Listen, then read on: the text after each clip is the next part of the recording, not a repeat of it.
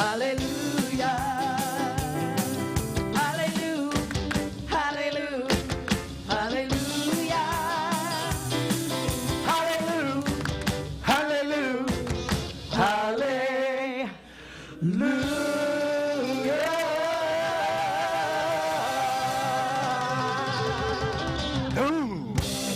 Good morning, Center for Spiritual Living, Simi Valley. Good morning. How's the living going? Hello.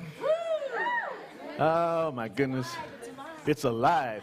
Whenever I say Center for Spiritual Living, I always wonder, and it's so bad. Our marketing people probably do not like this. When we were called Science of Mind or Religious Science, I really enjoyed that. Because when you ask somebody, you know, hey, what's your church? And you go, oh, I go to Science of Mind. I'm a religious scientist. They go, what's that? You have this lovely conversation about what you do. Is that Scientology? No. And you have a lovely conversation about what you do, right? But you say, hey, I go to Center for Spiritual Living. They go, oh, that's cool. It's done.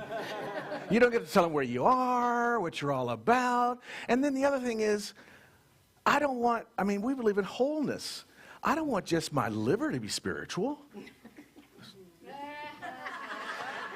Right? Because we're all spiritual livers if we practice the science of, right? Yeah.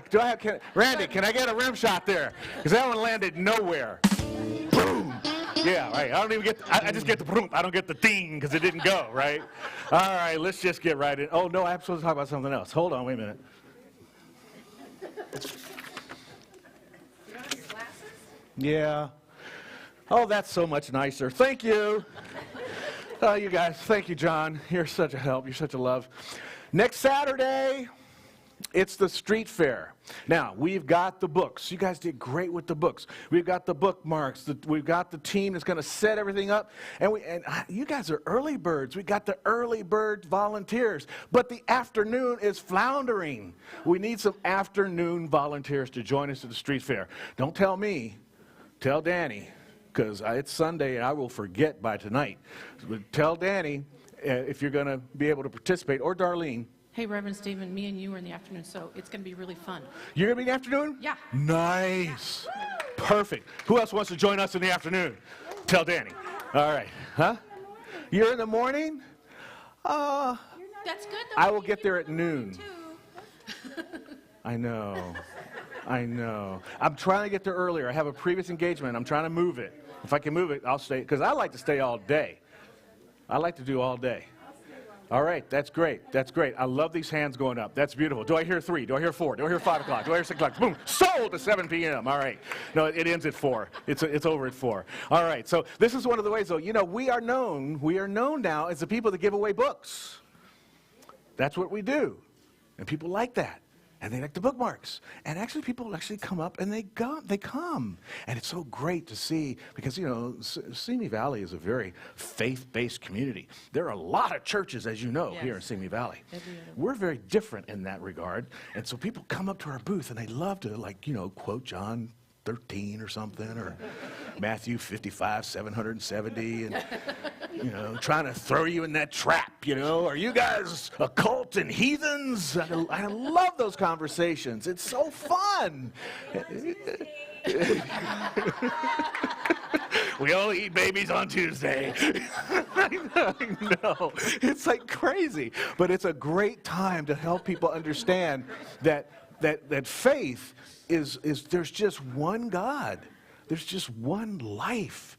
And we participate then in that with this sense of joy, but also a sense of purpose and service to the world. And this is one of the ways we get to do that, as well as just living our vision and our mission statement every single day. And we remind you of it right here and now. Here we go. Or there we go. We're community. Inclusive, loving, and authentic. Love it, love it. We celebrate all paths to God. In gratitude, empowering self and others. We serve compassionately through outreach, inspiration, and education. That's it. That's who we are. That's why we're here. And here's what we do. Marianne Giblin, kick us off with a lovely prayer, because that's what we do. We pray. That was beautiful, y'all. Good morning. So I invite you to join with me now, knowing the absolute truth that there is only one. There's only one power, one presence, one source, substance, and supply. It's breathing me, it's breathing you right here, right now. And so I know that in this moment, this high and holy moment that is never to be repeated again.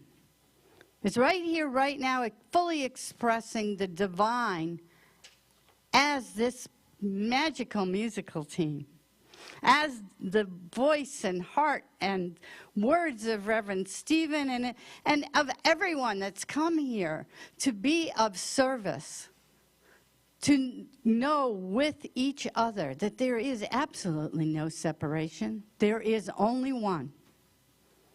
And it is showing up here today as each and every one of you. The love that is, the life that is, the goodness and freedom that is right here, right now, expressing in a multitude of forms. And I am so grateful to know that this expression is higher and greater than each and every one of the people that have come here to make it so. And so I give thanks, knowing it is so good, knowing that it is so God. I let it go, I let it be, and so it is.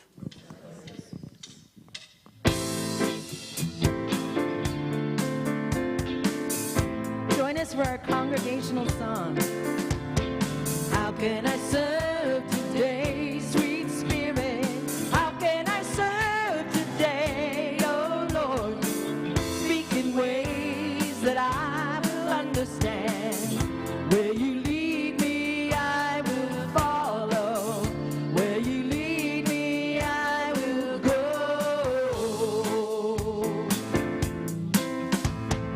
Who needs my love today, sweet Spirit? Who needs my love today, oh Lord? Speak in ways that I will understand.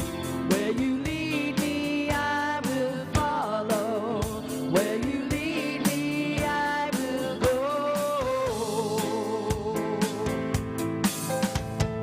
How can I serve today? How can I serve today? Who needs my love today? Who needs my love today? Sweet Spirit. Sweet, sweet Spirit. Sweet, sweet Spirit. You may be seated. Or you want to stand and put some more power into this. The place where I stand is holy ground. That's why I say amen. And I'm saying amen right now to the expansion of our Cosmic Kid program, and knowing that the funding that we already know is existing in the law of mind is right now finding its way into our coffers so that we can grow this process and bring just a bucket load of children up on this stage every week. And so it is. I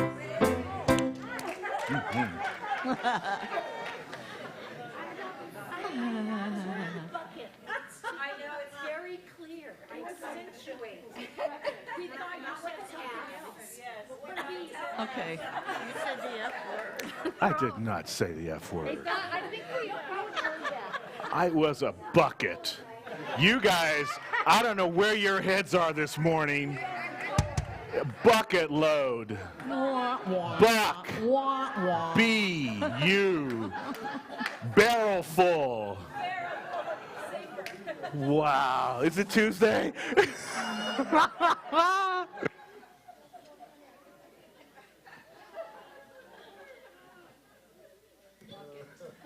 How do you follow that, huh? All right, now let's see. All right, so I'm going to take it back to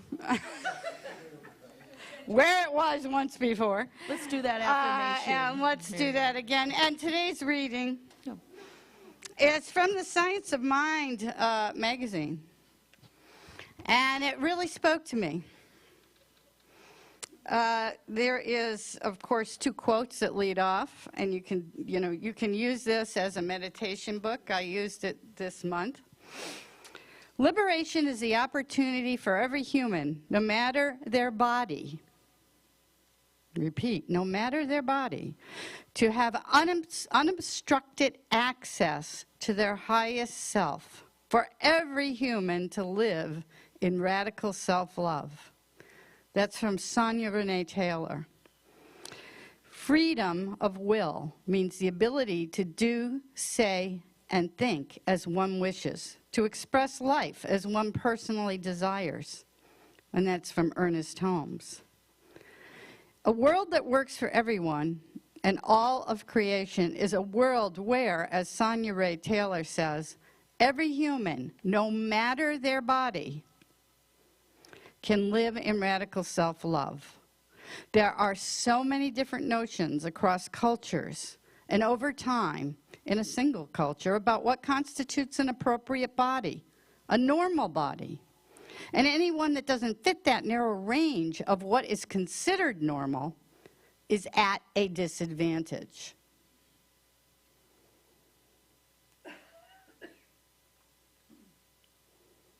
Are we really at a disadvantage because we look different? And so, these ideas infiltrate how people are portrayed in all forms of media and how we think about people's relative worth. What beliefs do you harbor about people based on their size, their weight, their skin color, their country of origin, their accent, their sexual orientation, or their gender identity or gender expression, or their abilities? These are just a few of the traits by which we judge others. How does your language reflect this? Liberation is for everyone, not just for those who look like you, think like you, sound like you, worship like you. As Maya Angelou wrote, the truth is, no one of us can be free until everybody is free. This work is vital to living a spiritual life, unearthing those beliefs that keep us separate from others is the only way to live as one, the only way to live the truth that oneness is not sameness. As Ernest Holmes wrote in The Science of Mind, the world of multiplicity does not contradict the world of unity. The world of multiplicity does not contradict the world of unity. For the many live in the one. We live in a glorious, complex, mystical world full of glorious, complex, mystical, and yes, messy humans.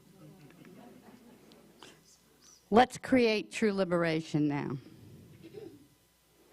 Now, do I have a...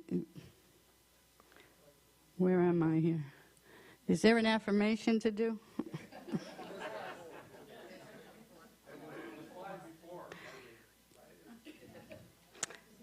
I have another affirmation if you want to do that. Thank you. Thank you, John. All right, so I'm going to read this affirmation, and then I invite you to join me, and we'll read it together. Spirit's desire for me is to stop, look, and listen for the love that's all around me. And I say, this? Okay. All right, so together, Spirit's desire for me is to stop, look, and listen for the love that's all around me. And I say this? Okay. Thank you, Margaret. Margaret is... This morning we have Margaret Owens as our soloist. And come on up. And she brought someone with her. Her husband, Eric, is here. And we're about to do... And we're going to do his song. Yes, this is called Eric's song, but can you kill the reverb for just a second so I could just tell you a little bit? When I met Eric, and the reason for this song, which is a killer song, I gotta say, but he introduced me to Abraham Hicks, which is very in line with his teaching. So I had that whole new exciting feeling of love, but also my mind was being blown by Abraham Hicks. And you know, when you're in that good energy field, more good things come. And so, but what was great is because I wasn't so focused on that, I was focused on Abraham Hicks as well. So I was starting to see the good that was around me all the time.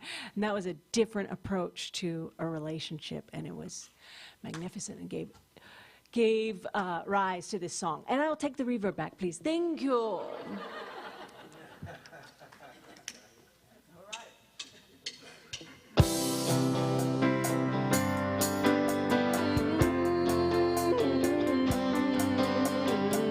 It's good, it's fun, it's connected, it's one, it's everything and more I dreamed it'd be, quietly guided by divinity. The evidentials clearly show the power that comes from letting go, and I am surrendering to this unyielding bliss. I say, yes, universe, bring me more of this.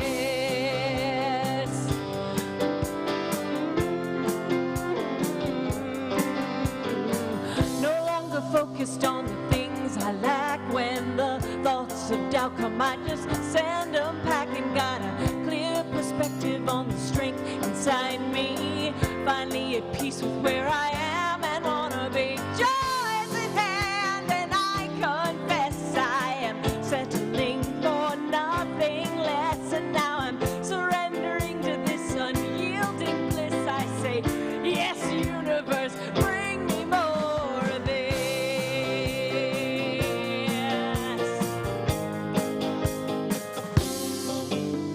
Shiny, splendored, warm and centered, whole, and wanting nothing more. Sheer elation in joyous anticipation of the bounty that's in store. I now command all that you would. I understand what matters most is that I feel good, allowing the power of creation to far exceed my wildest expectations. Surrendering to this unyielding bliss, I say, yes, universe, bring me more of this. Bring me more of this. Bring me more of this. Bring me more of this.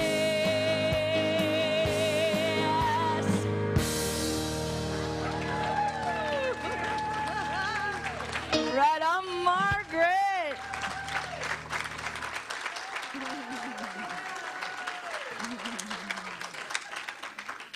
More, please.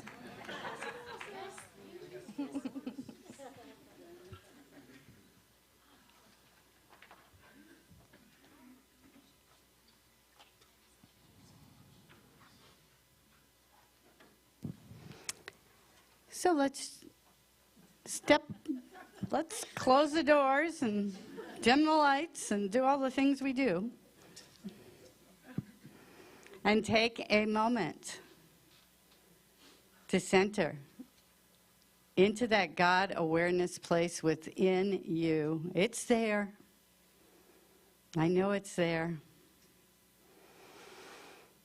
And I invite you to take a few moments now to just breathe and release.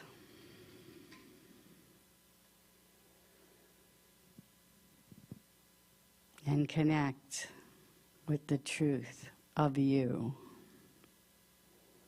for the next 3 minutes. You can do this.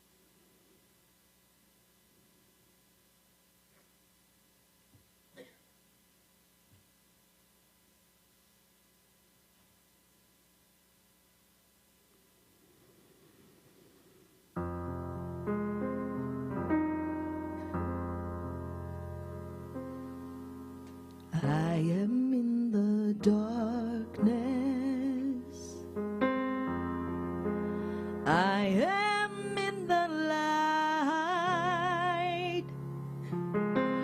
See me if you can.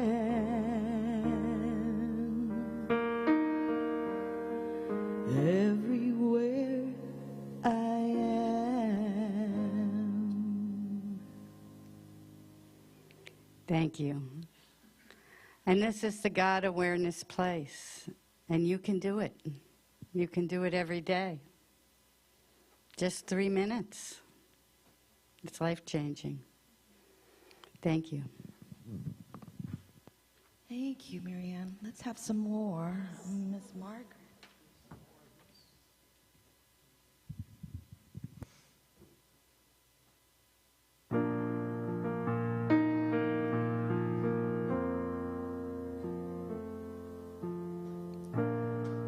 Sometimes my highest good leaves me feeling lower than something beneath my shoe.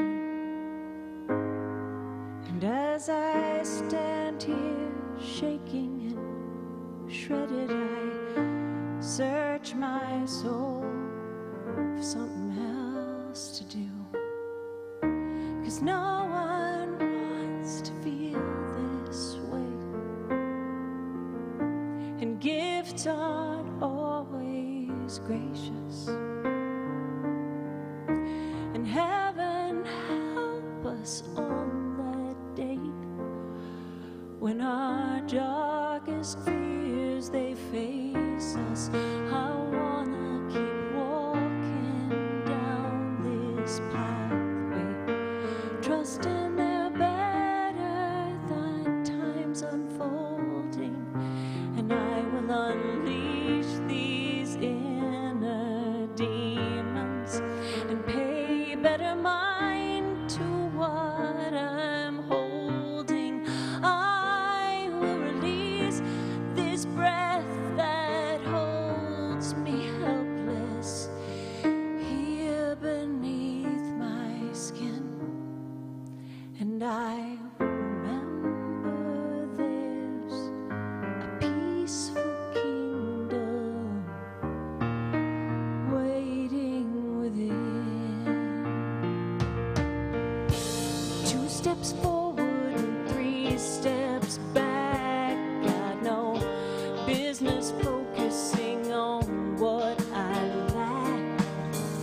To be the present in every day for myself and others is what I pray.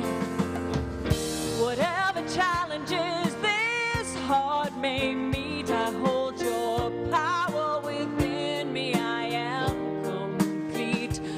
Let the storm cloud rage on a blood-red dawn.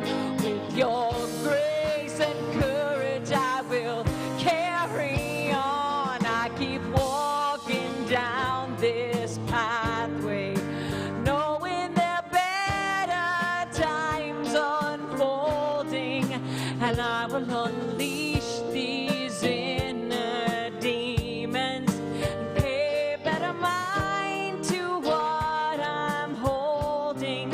I will release this breath that holds me helpless here beneath my skin. And I will remember there's a peaceful kingdom waiting within. Consider the lilies, neither they toil nor do they spin. And in their simple glory are more adornments I'll offend. I can come to the table with the faith of a mustard seed. Look you in the eye within my own reflection and see that you've given me everything I need to keep walking down this pathway, knowing there are better times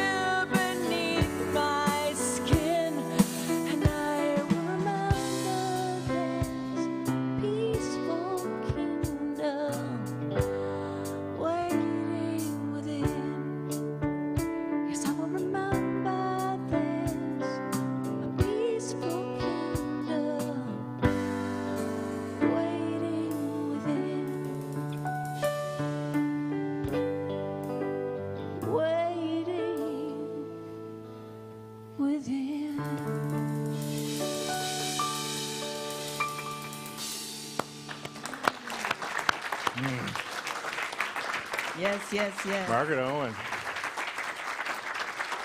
Wow. That song was just such a powerful treatment. It was packed. There was so much in that song. I could just do a month of sermons around that song, which might be one.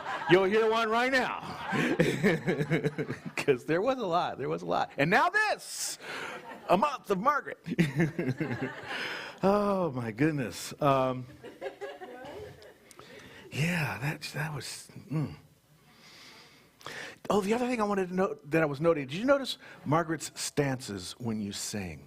You know, there is psychological evidence that's been peer-reviewed, neurologists all agree that power stances will help you to feel more optimistic. It will increase your circulation.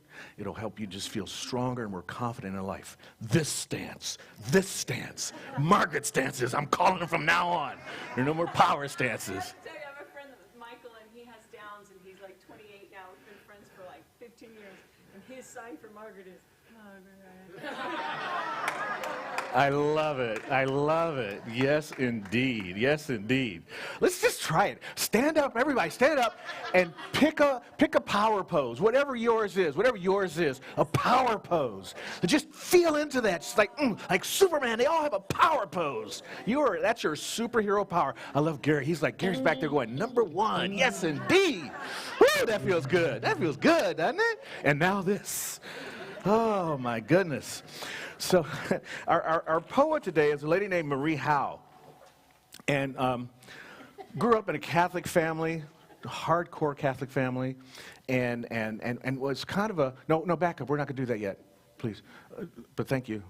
Because I didn't put the poem in the slide. You just have to read it on paper. Yeah. Old school. We're using paper today. Yes. Yes, yes. So here's this young girl in a large Catholic family, and she's just questioning everything, just really kind of bugging her family because she's always asking questions.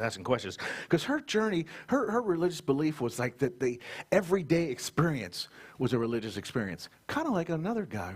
Oh, Ernest Holmes, right, who had that same kind of feeling, who started talking about the power of the mundane, of mundanity, of the common thing, of the daily living, speaking about what's important here on earth and how the earth experience can be a heavenly experience, not some heaven out there, but the heaven that's happening right here. That's what she talked about. She talked about this physical world, and then her world was kind of tossed upside down, and she had to get even deeper into it, and as a part of that, she wrote this poem called The Gate. Okay? I had no idea that the gate I would step through to finally enter this world would be the space my brother's body made. He was a little taller than me, a young man but grown himself by then, done at 28, having folded every sheet, rinsed every glass he would ever rinse under cold running water. This is what you've been waiting for, he used to say to me. And I'd say, what? And he'd say, this, holding up my cheese and mustard sandwich. And I'd say, what? And he'd say, this, sort of looking around.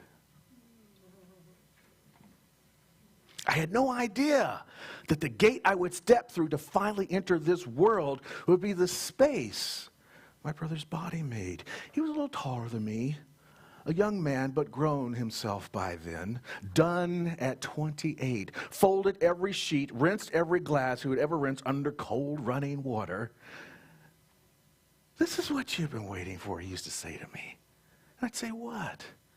And he'd say, this, holding up my cheese and mustard sandwich. And I'd say, what? And he'd say, this, sort of looking around. You know, this experience, this life in Humanville, it's so powerful. We share some common goals in that. One of them is the seeking goal. One of them is to get there. We're trying to get there. The other one's a very basic goal. It says, don't get kilted. You know, just try to survive. But the truth is that we're not going to survive in the physical form. We will transition. It's just a part of how it happens. But there's also a third goal in the human experience as I think about it, and as Dr. Holmes talks about it, and that is that it's all good. I mean, that's the wisdom of the first story in the Bible. After the creation, after everything that happened, lights, camera, action, please, it's good. This is good. This is good. Life is good. But sometimes it feels hard to accept that life is good when we deal with the tragedy of a young person passing away. Got some news just this morning of a young man found in his car, overdose of fentanyl. I'm like, wow, life is interestingly hard sometimes, heartbreakingly so. Then there are other times when we're just walking along and something happens. There's another excerpt from another one of her poems that she writes, there are moments walking when I catch a glimpse of myself in the window glass. And I say like the corner video store, and I'm gripped by a cherishing so deep for my own blowing hair. This is her, not me. For my own blowing hair and chapped face and unbuttoned coat that I'm speechless at the sight. I am living, and I remember you. There's these moments when we're walking along and something happens and we feel so alive. We feel like we're living. And there are other moments where we're faced with that ultimate shift that takes place that breaks our hearts so much. And that's one of the reasons why I think we study poetry. Marie Howe said this about her own poetry and others that she's read. That poetry holds the knowledge that we are alive and that we know we're going to die. The most mysterious aspect of being alive might be that. And poetry knows that. The most interesting aspect of life is that we know and we get reminders on a daily basis that this is going to change. And then we study words and hear songs and read poetry. Songs are poetry as well, as you know. Or we see poetry in the form of art. Or we see poetry in the action of a young child discovering something new for the first time. But we forget. We forget that, isn't this nice? Like Uncle Jack used to say. Not my Uncle Jack. Kurt Vonnegut's Uncle Jack. When they were growing up, and it'd be like a hot summer day, and they just finished cutting the grass and doing chores and hanging out, and they were drinking a nice glass of lemonade, and Uncle Jack would say, if this isn't nice, what is? What a sweet idea. In the middle of whatever it is, the next binge watching on Netflix, or just washing the dishes, and you look over at your beloved, and they're drying the dishes, and they're actually putting them in the place you want them to put them, and you go, if this isn't nice, what is? You know? And that's what the gate is about. That's what our poem is about today. It's an emphasis on the ordinary, on the mundane, that life is chock full of the transcendent. The transcendent moments exist everywhere. It's not, yes, meditation is great. Going to an ashram and sitting with others, climbing a mountain to a Buddhist or Zen retreat center and 7 days of silence, those are awesome. That's a transcendent moment, sure enough. But so is a nice, cool glass of lemonade on a hot day. The simple things. The science mind teaches that. It's the simple things. But it also says that life has got conditions, and the conditions are real.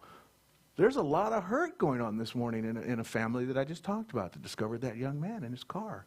There's a lot of pain in that. But in our teaching, we understand that, yes, the conditions are real, but there is also a power and a presence that is greater than anything that has taken place. And we are to set aside those negative conditions and shift and turn, because we know that it's not permanent, that it's not lasting. This has come to pass. Not this too shall pass. This has come to pass. This experience is here for our expansion and our growth, whatever it is. Isn't this nice? Doesn't feel like it, but it is. We're here to celebrate and to honor even a cheese and mustard sandwich. I mean, who eats that?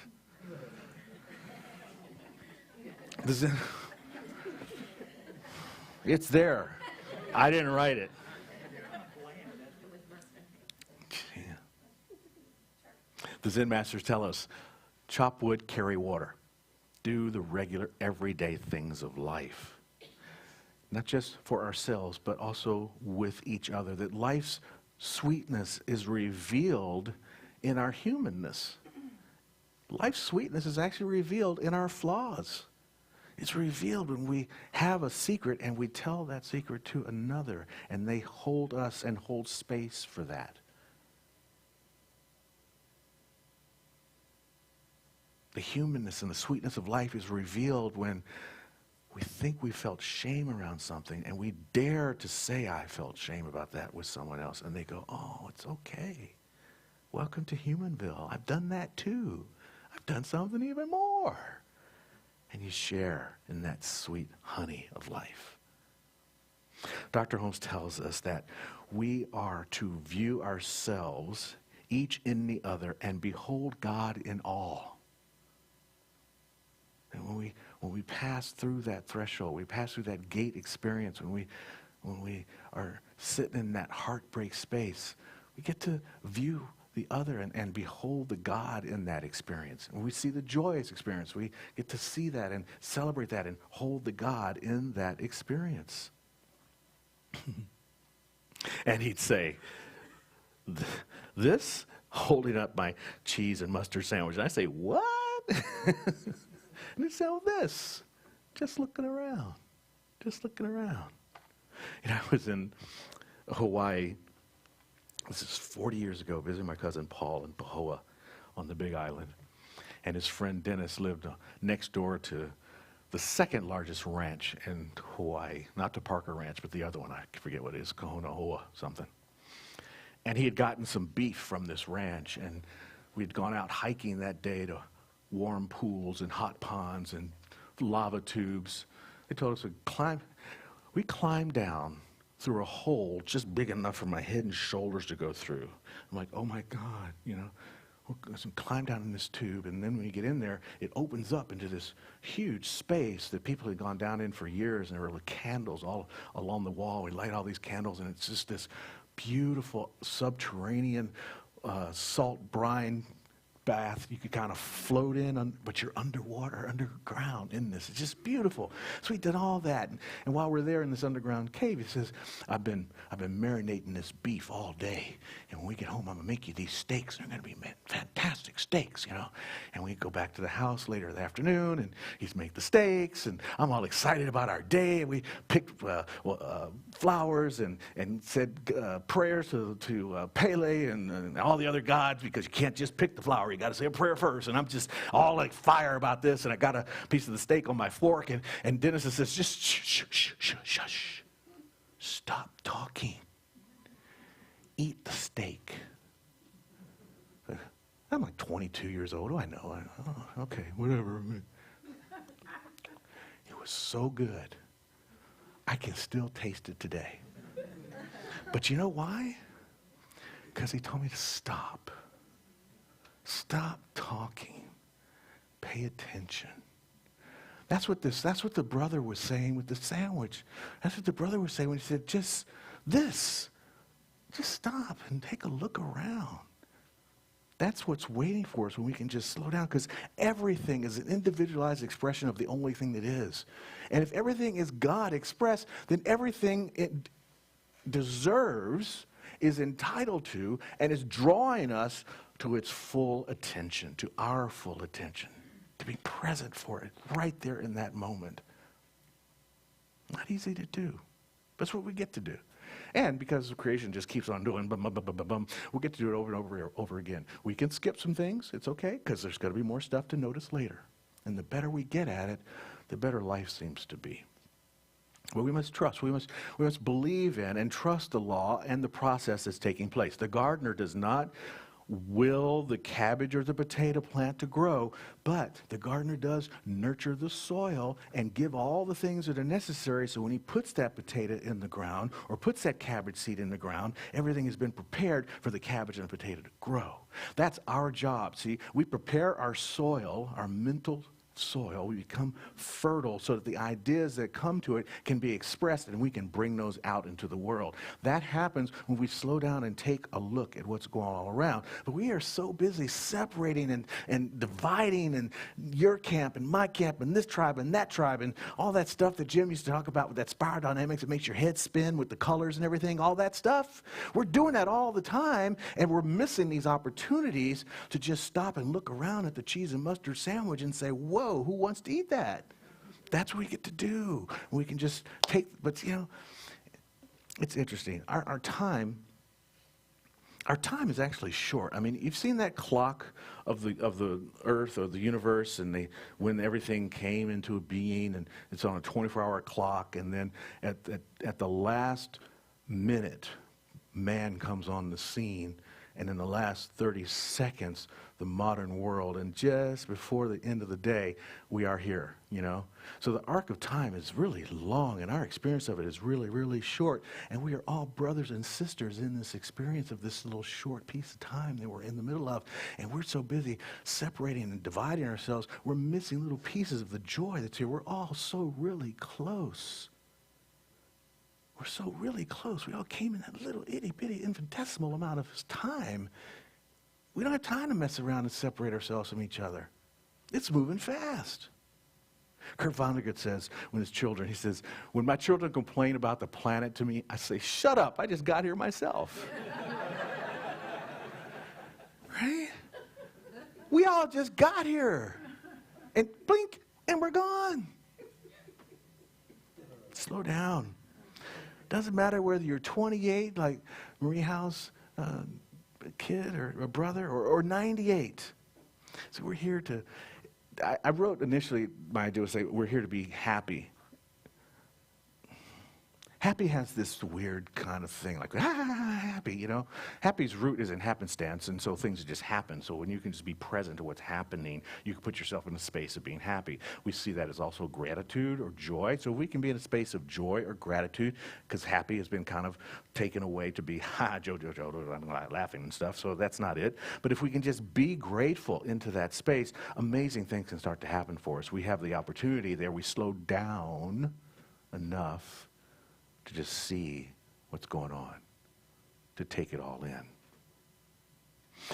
I'm really enjoying this Kurt Vonnegut book that I've been reading, and he was telling a story that he was with Joe Heller, who wrote, anybody remember?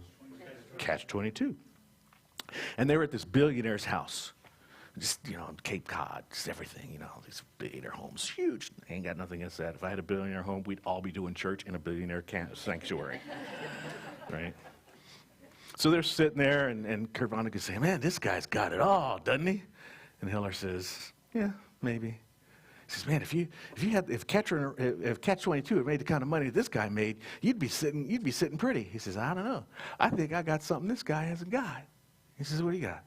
He says, I got the knowledge that I have enough. We're really running around chasing our tails sometimes, forgetting that we already have enough. Mary Oliver read The Gate, and she was saying that she loved the idea of this poem about the common and about the drab, about the daily presentations of life. We all already have enough. It's challenging sometimes in the Science of Mind teaching because we talk so much about more good, more expansion, more good, more. And we live in the culture of more. Just wait, there's drones going to be delivering goods to you from Amazon any time now, dropping them on your porch. More will be literally falling from the skies.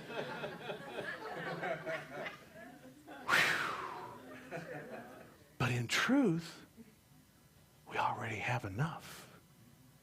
We already have enough. But we're free to see it how we want to see it. We're free to believe it as we want to believe it. Dr. Holmes tells this story. So funny. He says he finds the evidence in the creative genius. He was talking about the creative genius and how we can have more because it's just out there because we are creative individuals. And he was saying, you can go home, you got good ingredients, you go home and you bake a pie. And I don't know why people bake bad pies when they got good ingredients. How do we create bad lives when we have such good ingredients? Well, that's the freedom. That's the freedom we have to notice or not to notice. To notice or not to notice.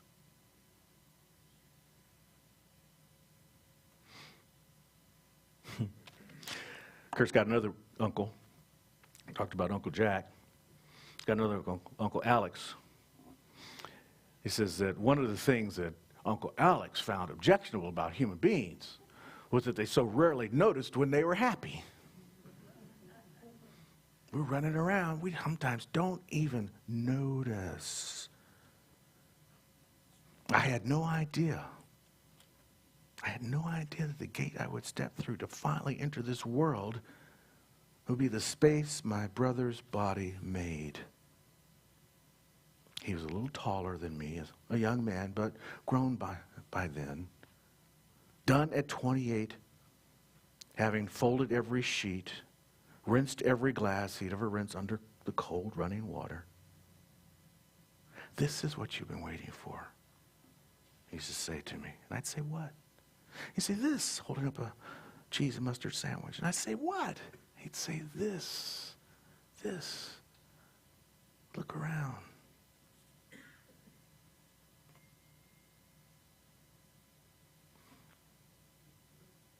You know, Desmond Tutu says that our humanity is bound up in each other, that my humanness is part of your humanness, and that we need to recognize that. And from this poem, I'm getting that every day we have the opportunity to step through a gate, but not a physical gate.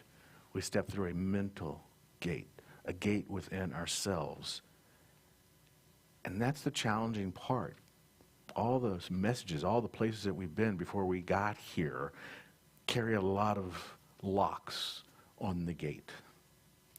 Like living in an apartment in Manhattan. But when you think about it, there's nothing outside the self. We say look around, but really it's think around, because all comprehension, all of it is an interior process. Everything that we see, we have to take it in here and filter through all the things that we have within our brain and then let it out. We're here frequently in our head, and it's here, the divine it is here in our hearts. And because of that, because of the divine heart space, we do have the ability to be more. Roger Hudson, a wonderful poet who's wrote a series of poems, the 10 things to a difficult life, 10 things that best bless your marriage, 10 things on and on and on.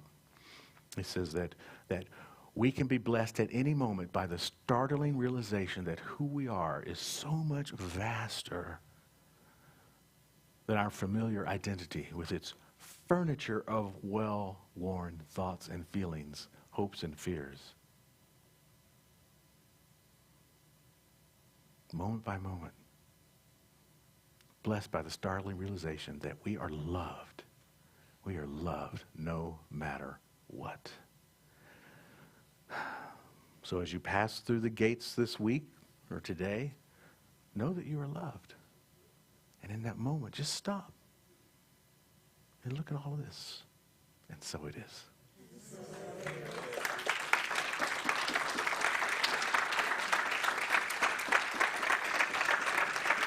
All right. Thank you, guys. I'm so glad you enjoyed that. I did. I had a moment of doubt.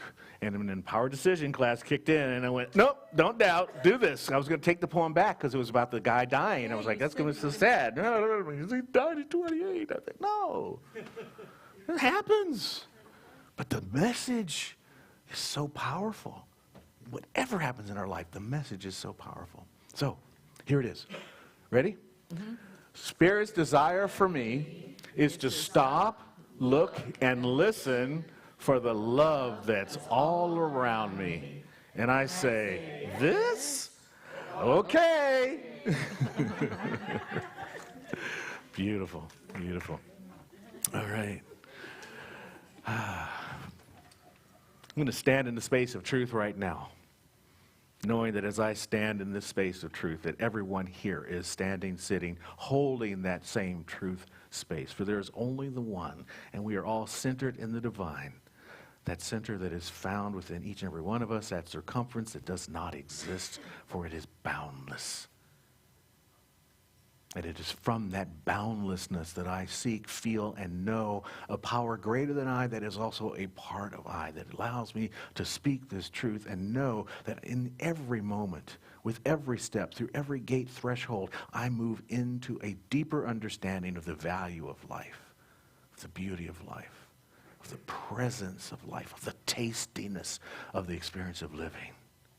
And so I bring that understanding into my daily mundane process of living, to the daily presentations, knowing that they are the blessed gift of the divine, showing up in its multitude of ways, knowing that by the multiplicity of expression, it is not diminished in one single way.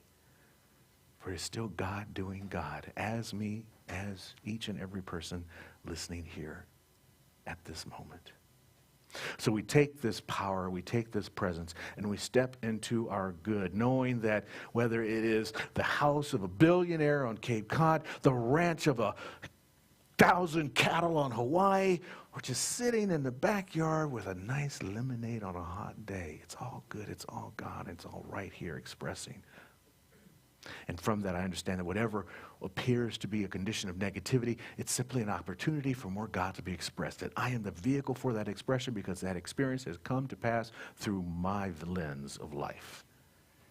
And as I speak for me, I speak for each and every person here, that there is a presence and a power that knows, that reveals, and that gives itself freely. And for that, I am so grateful.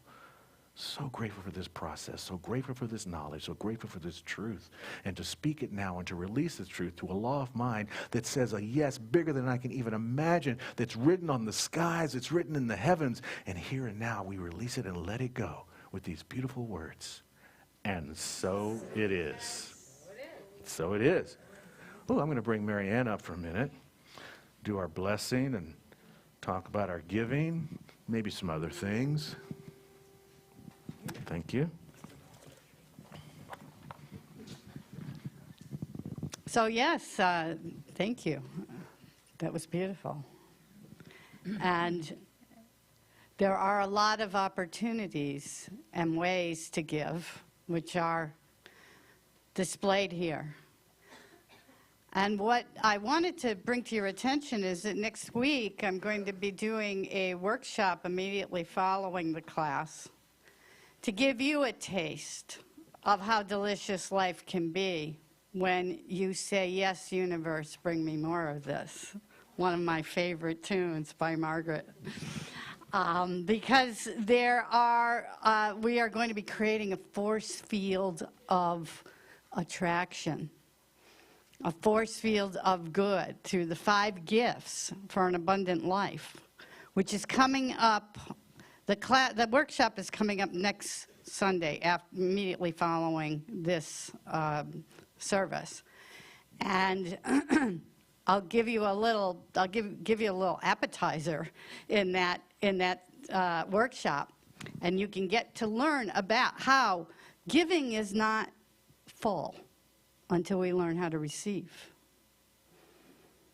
and we are going to open up our receivership in a higher and greater way. And we're going to do it in a force field of our classmates, in a focus approach that goes over an 8-week period of time to not only open up what your vision is for your life and all the domains of your life, because yes, there can be more of this. And whether that's health, whether that's wealth, whether that's partners, whether that's financial freedom, whether that's the highest and greatest trip you've ever taken, that is something that we use the 5 gifts, which is an acronym for gratitude, intention, forgiveness, tithing, and surrender.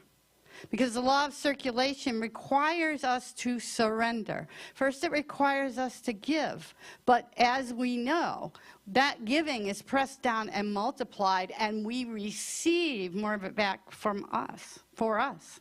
And just as we're giving today in this, and there's many ways to circulate your good here. There's jars for money outside, There's books that you can bring to us. There's just a lot of ways to circulate, including this tithing basket and these opportunities here. But it is in the receiving. It is in the claiming. It is in stating what you want to experience next and wrapping yourself in an 8-week force field of prayer, intention, and meditation that brings it all in home. So I invite you to join me next Sunday after the service, and then the class begins on Tuesday, May 9th. So and I need to express this information. So ways to support your spiritual community. Visit cmecsl.org and donate. Text the word GIVE to the 805 number. That's my favorite. Call the office or go to Danny or Darlene, and they will take your card and do it at the cash register. And then, as I mentioned, there are jars and book boxes and other things that you can give as well. But I give where I'm spiritually fed. And I am so grateful to be back in Simi Valley. This is a very special center. I've been to a lot of them. I've served at a lot of them. This is a really special place. So I invite you to join us in circulating and experiencing the law of circulation yourself. The affirmations. I'm always behind on the affirmation today.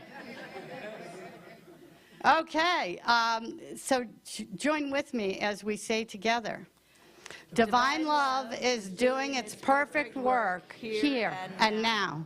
Divine love harmonizes. Divine love adjusts. Divine love prospers. Divine love foresees everything and richly provides every good thing for the world. Center for Spiritual Living, Simi Valley, and me now. Divine love prevails. And so it is.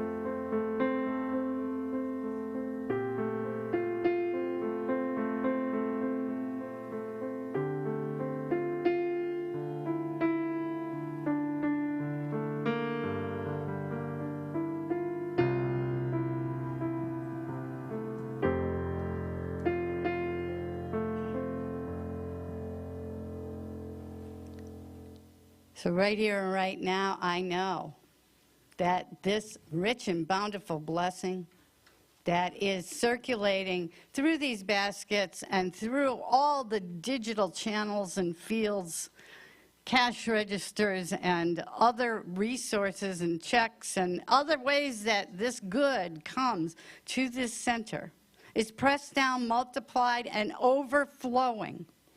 There is a higher and greater vibration pouring forth right here and right now, and I bless this good as I receive it 30,000-fold and better. I let it go, I let it be, and so it is. So it is. And we get one more from Miss Margaret. Yes.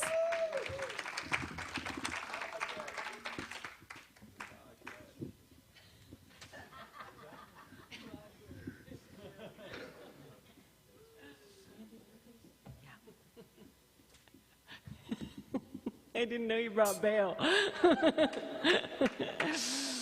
Okay.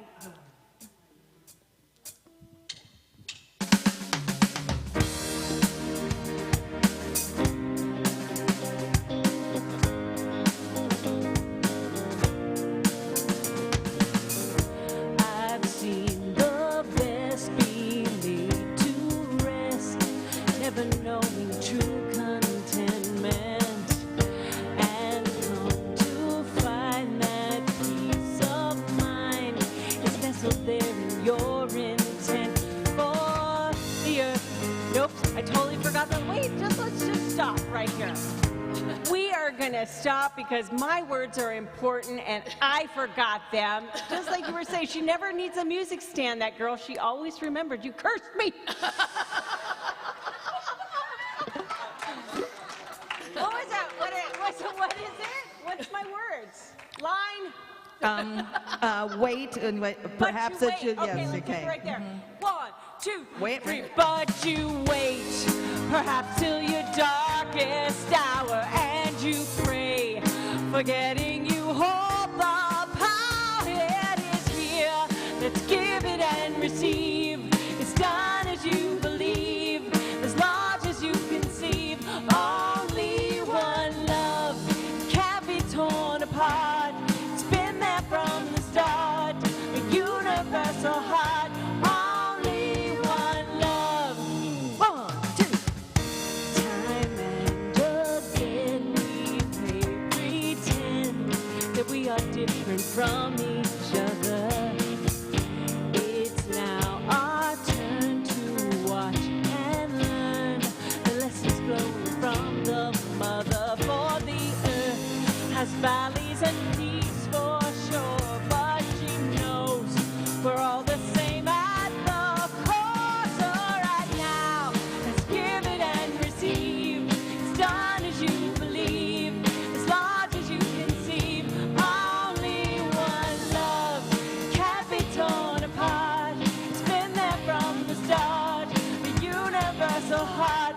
Only one love that allows a bird to fly. One love that holds the sun in the sky.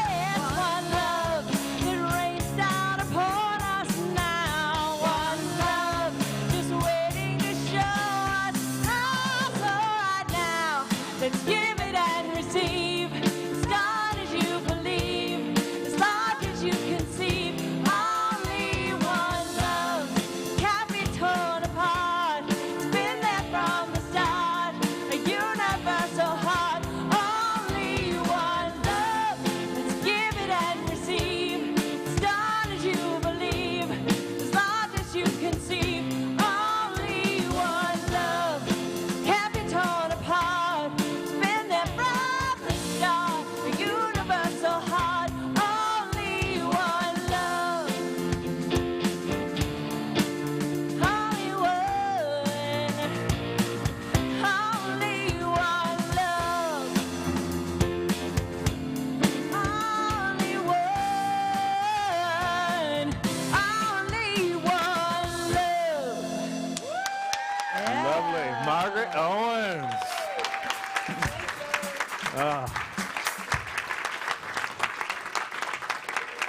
Did you guys plan that? Did you plan it? I love that refrain too. Only one love. But I mean, really, the one lyric you forgot, we had to pause, and then it's, but wait! It was like that was on purpose. So it was lovely.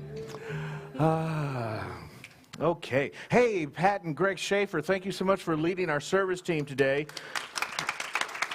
With support from Kathy and Ron Costa and Linda Moore. So beautiful to have all that, and Ron on stage, and that's great. Colin soloing up in the booth. I love that. No, it's Gregory. It's Huh? Gregory. Oh, is it Gregory? Where'd Colin go? You chased him out? Wow, dude, that's so wrong. All right. We'll bless. I'll do a treatment for Gregory later for kindness, compassion, and acceptance. All right. Hey, John, Maz, lovely. Thank you. It's always a pleasure to have you back there. Marianne, wonderful in your practitioner work for today. And always, our band, our Soul Purpose Band, Steve Fowler, Bob Townley, Randy Jones, led by Sherry Deeds, support, Cheryl Collins backing it up. The president, the singer, wow, the social lounger. Social lounge. You want to talk about that? Yes, You can do it from right there? Yes, I can. Okay. So for those of you who came to our first social lounges since the pandemic, thank you. And we're looking for more hosts. And trust me when I tell you, it's the easiest party you're ever going to throw. This group is amazing. Everybody shows up with food, and then nobody leaves, and everybody helps clean up, and everybody leaves, and you're like, oh my God, my house is cleaner than when it started. So please come and see me if you want to host. It's a great time. All right. Beautiful. And then Friday, coming up, another sound bath. Excited about that. And this will be, if you come for Ketron Sound Bath with the gongs, this is Amy Carbone. She's going to do the quartz bowls, and she also sings these amazing chants. So do come out, tell your friends, let's fill the space. The chairs move, we just lay on the floor and just, it's a fantastic experience. And then, and the pictures are starting to come in, the baby pictures for the Mother's Day baby contest. Please bring in your baby pictures. And then Darlene has a whole system she set up where you'll mark who you think it is, and then we're going to give out some gift cards as a result of who gets the most guesses, right? That's the whole point, Ellen. Ellen says, what if I didn't know them when they were babies? That's the whole thing. The whole thing is to I don't know what they looked like when they were babies. Who could that be? And this is why she sits on the front row. We need to keep her close. You know, in class, you have that one student that you sit right there. Ellen, sit right there. I love you. That's so beautiful. That's great. All right. Marianne, what are you going to be doing after service? It's not there yet. There you go. I'm going to be praying with you. Do you have a prayer on your heart? I'm going to be back over in the corner there. Or I can be waiting in the prayer room for you. The prayer box, if you'd like to write a prayer, has moved. It is being circulated, and it is outside in the lobby with all of its paperwork. Which we thought about moving up here, but it got a little complicated. So, but it is there. It's a blue box with our teaching symbol on it, and it is there for you to pray upon. And I will be over there, and knowing your deepest intention for you is coming to pass for you and your loved ones. So please join me for a prayer today. And or put one in the box. Thank you. Perfect. Thank you so much. Let's all stand, do our closing benediction, and we will sing from our power pose. All right. I'm at home in the heart of God. My life is anchored in truth. I can never be separate. I live in the consciousness of peace. I release all fear. I am living love. Boom. Love be with you, peace unfold you, spirit lift you, breathe it in. Truth come through you, make good flow to you, let joy renew you. again. Love be with you. Oh, love be with you. Oh, love be with you. Oh, love be with you. All together, hand in hand, we see the line and take a stand. We are changing a whole new life for you and me. Take your bath and set it free. Share this blessing. Oh, love be with you. Peace unfold you. Spirit lift you. Breathe it in. Truth come through you. Make good flow to you. Let joy renew you till we meet again. Love be with you. Oh, love be with you. Oh, love be with you. Oh, love be with you. Oh, love be with you. You. See you next week. See you on Friday. See you, Margaret. Go see Margaret in the lobby. She's got lovely music and jewelry. Gifts to give. I don't remember what day it was, and I didn't notice what time it was. All I know is that I fell in love with you, and if all my dreams come true, I'll be spending time with you. Every day's a new day in love with you. With each day comes a new way of loving you. And every time I see your face, my mind starts to wander. If all my dreams come true, I'll be spending time with you. I love you more today than yesterday, but not as much as tomorrow. I love you more today than yesterday, but darling, not as much as tomorrow. Tomorrow's day means springtime's just a day away. And Cupid, we don't need you now, be on your way.